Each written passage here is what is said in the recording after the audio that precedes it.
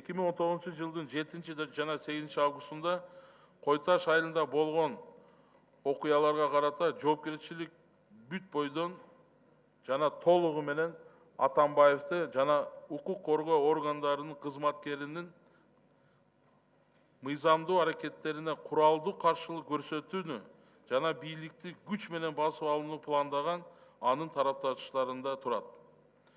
Атамбаевди мажбурлап суракка алып келүү жана андан кийинки кармоо иштери боюнча УКМК жана ИИМдин иш аракеттери кетирилген катачылыктарга жана кемчиликтерге карабастан Кыргыз Республикасынын Конституциясынын, колдонуудагы Кыргыз Республикасынын жазык процесстик кодексинин жана мыйзамдарынын ченемдеринин негизинде болгон.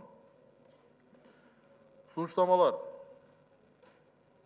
Комиссиянын сунуштамалары Кыргыз Республикасынын Жогорку Кеңеши Атамбаевдин Кыргыз Республикасынын Конституциясын жана мыйзамдарын ачык түрдө тоготпой жана бийликти күч менен басып алууну уюштуруу боюнча иш аракеттерине жана ага катышкан анын тарапташтары Кыргыз Республикасынын Жогорку Кеңешинин депутаттары Карамушкина, Мадамина, Кодуранова, Орозова, Артыковторго саясий баа берсин.